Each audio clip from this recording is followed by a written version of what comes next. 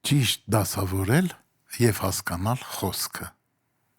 Նոր կտակարանի սկզբից եւ նոր ուխտի եկեղեցու հիմնումից ի վեր ամեն բան քննել եւ դասավորել են մարգարեական խոսքի լույսի տակ։ Պետրոսը առաջին ժամվա մարդը Հիսուսի համբարձումից արդեն մի քանի օր հետո դասավորեց իրադարձությունները ըստ աստվածաշնչային մարգարեությունների։ Գործ քառակելոց երկրորդ գլխում կրկին նա է Սուրբ Հոգու գալստյան ժամանակ այդ իրադարձությունը դնում աստվածաշնչային հիմքի վրա ասելով. այլ սա Հովել մարգարեի միջոցով ասվածն է։ Համար 16 Գործք 3:20-23 համարներում նա խոսում է նորոգման ժամանակների մասին, որոնք պետք է գան Տիրոջ երեսից, Հիսուս Քրիստոսի վերադարձից առաջ ասելով, որին երկինքը պետք է ընդունի միջև այն ամեն բաների հաստատվելու ժամանակները, որոնց մասին Աստված խոսեց իր սուրբ մարգարեների բերանով։ Այստեղ նորից տեսնում ենք հին կտակարանի հետ կապը։ Այս խոսքերից հստակ երևում է, որ հոգևոր նորոգման եւ վերականգնման ժամանակներ պետք է գան, մինչև Հիսուսը որպես Փեսա գա տանելու իր սիրելի հարսին։ Դրա վերաբերյալ Հակոբ առաքյալը գրում է. «Արդ եղբայրներս, մինչև Տիրոջ գալուստը համբերող եղեք։ Ահա մշակը համբերությամբ սպասում է հողի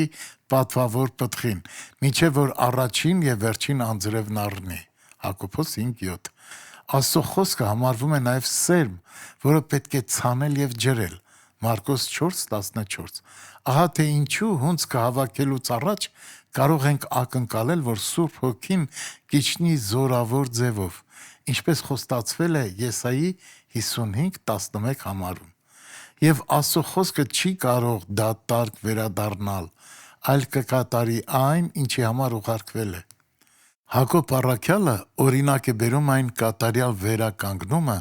որն ի վերջո ապրեց Հոբը, Հակոբոս 5:11։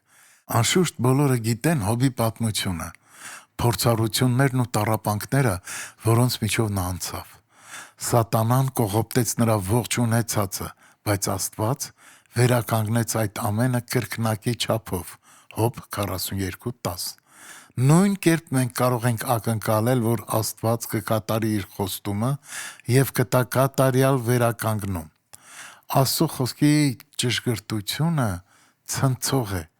Հովհաննես Մկրտչի մասին խոսելիս Սուրբ Գիրքը խոսում է պատրաստության ծառայության մասին։ Երբ Գաբրիել հրեշտակը եկավ հայտնելու Հովհաննես Մկրտչի ծննդյան մասին, նա ընդգծեց մարգարեական խոսքում արտահայտված գաղափարը, ինքն էլ Եղիայի հոգով ու զորությամբ նրա առաջից կգա, որպեսզի հայրերի սրտերը որդիներին դարձնի, անհնազանդներին արդարների իմաստության,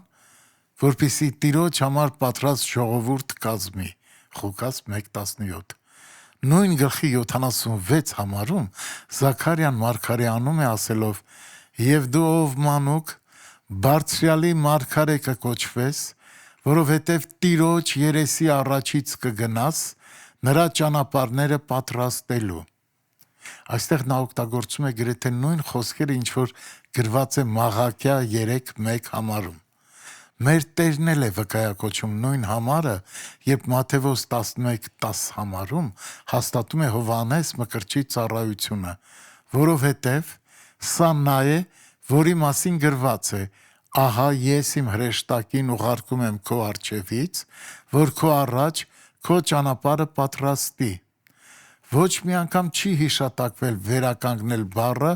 Հովհաննես Մկրտչի ծառայության մասին խոսելիս։ Մյուս կողմից, այդ բառը նորից ու նորից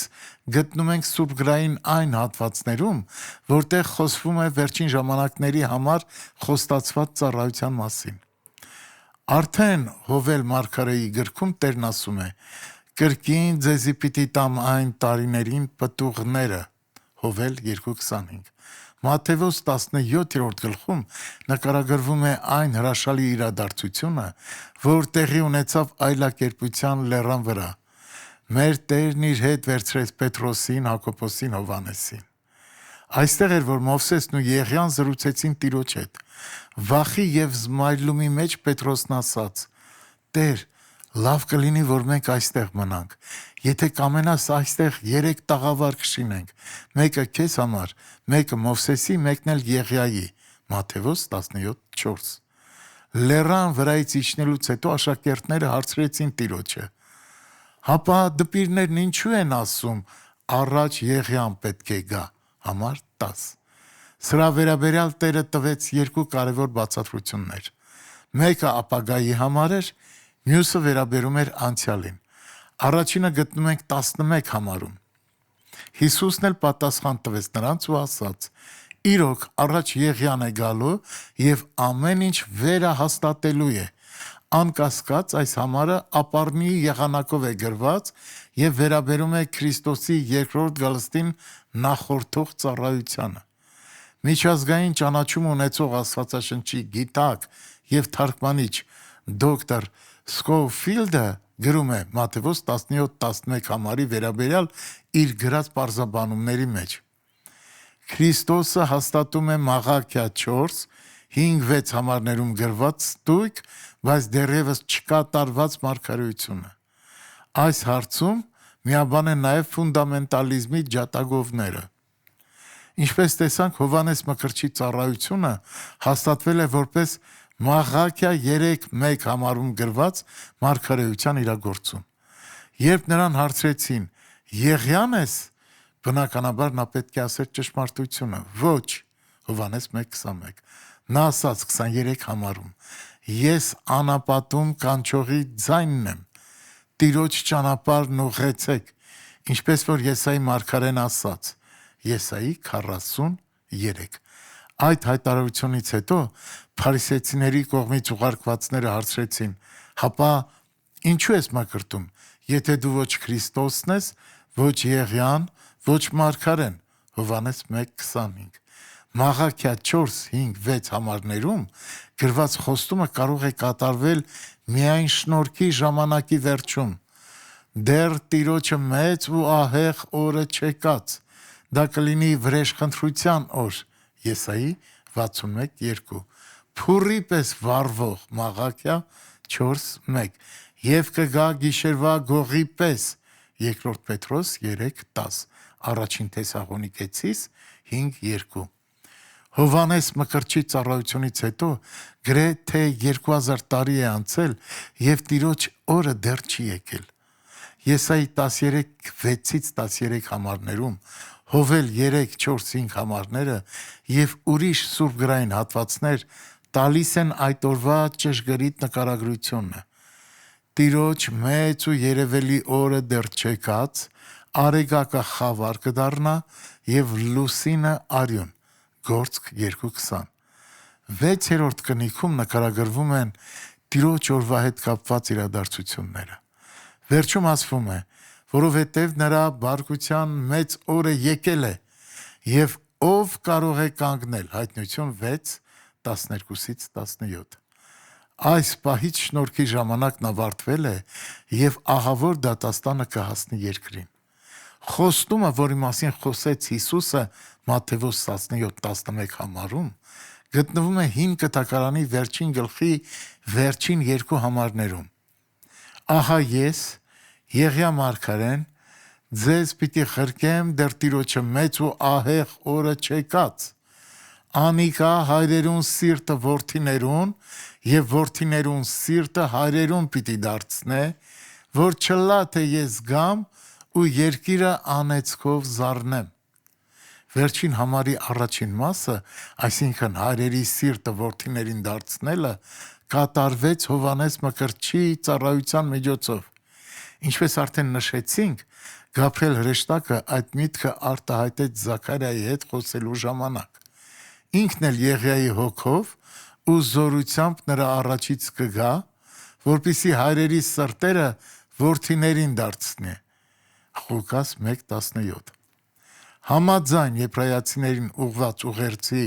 առաջին գլխում գրվածի, Աստված նախկինում խոսել է մարգարեների միջոցով Հին Կտակարանի հայրերի հետ։ Պողոսը գրում է. Չեմ ուզում եղբայրներ, որ չիմանաք, թե մեր հայրերը Մովսեսով ամպի մեջ ու ծովում մկրտվեցան, առաջին Կորինթացիս 10:1-2։ Վերջին ժամանակներում Աստված մեզ հետ խոսեց որդու միջոցով։ Հովհաննեսն է հաստատել կամուրջը հին և նոր կտակարանների միջև։ Նրա առաջադրանքն էր վերցնել հին կտակարանի ժամանակաշրջանում ապրող Աստծո ժողովրդին, այսինքն հայրերին, և նրանց դնել այդ ժամանակ սկսված նոր կտակարանի ժամանակաշրջանում, այսինքն Աստծո որդիների ժամանակաշրջանում։ Այդ տեսանկյունից նա մարգարեից ավելին էր։ Մարգարեներն ազդարարել էին Մեսիայի գալուստը, բայց նա ունեցավ Մեսիային ներկայացնելու առանձնաշնորհումը։ Նա առաջինը վկայեց, որ Հիսուսն է Մեսիան, հետո Տերը նրա մասին վկայեց։ Քանի որ Մաղաքիա 4:6 համարում Եղիայի վերաբերյալ գրված խոստման առաջին մասը իրականացավ իր ծառայությամբ, Մատթեոս 17:11 համարում Տիրոջ տված բացատրությունն անհրաժեշտ էր, բայց ես ասում եմ ձեզ, որ Եղիան արդեն եկել է և նրան չճանաչեցին, այլ ինչ որ ուզեցին նրան արեցին։ Խոսքը երկու առանձնահատուկ հանձնարարությունների